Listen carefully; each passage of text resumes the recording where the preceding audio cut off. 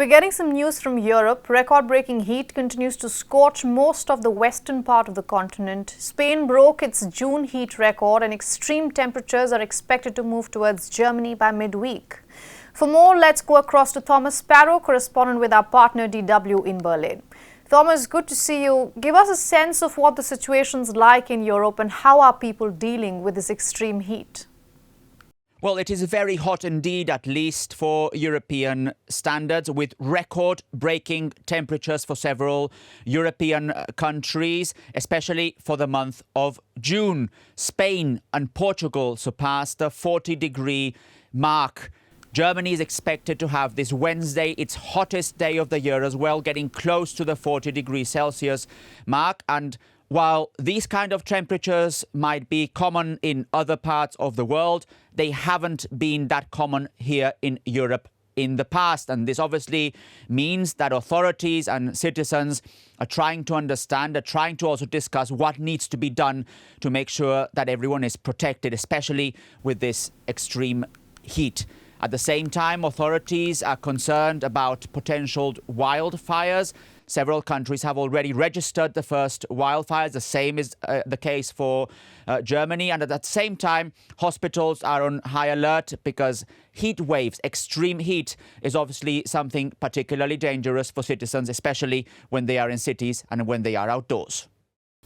Also, UN Secretary General Antonio Guterres experienced the heatwave firsthand while visiting Spain and issued a significant warning. What did he have to say? A significant warning indeed, essentially saying that these extreme heat scenarios, that these extreme heat waves are the new normal in Europe, and that essentially more ambitious climate policies need to be discussed and implemented. Now, it's not the first time that high-ranking officials talk about this new normal. In fact, the World Health Organization stressed that the European region, the broad European region, is the fastest warming region in the world, stressing that around 175,000 people annually die in the European region because of heat. This just gives you an idea of the urgency that is needed when it comes to discussing what political decisions, what political solutions need to be implemented specifically to deal with these extreme scenarios.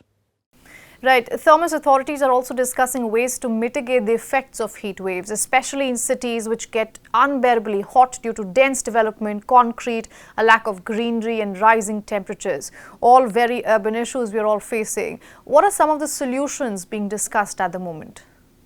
Absolutely. When the temperature is so hot, cities get unbearably hot due to the dense development, concrete, due to the lack of greenery, as you mentioned, due to rising temperatures. And this essentially means that authorities are discussing ways to mitigate the effects of heat waves. And among those discussions are immediate discussions, so short-term solutions, but also medium to long-term solutions when it comes to planning cities for the future.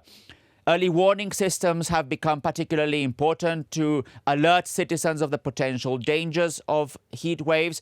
But there's also a big discussion when it comes to creating green or at least blue parts in the city. So more greenery and also more waterways to essentially cool those cities down. And there's also a discussion about what needs to be implemented to protect specific parts of the population. One discussion here in Germany, at least, is whether the school year should be adapted to make sure that school kids do not need to go to school when the temperature is particularly hot like now.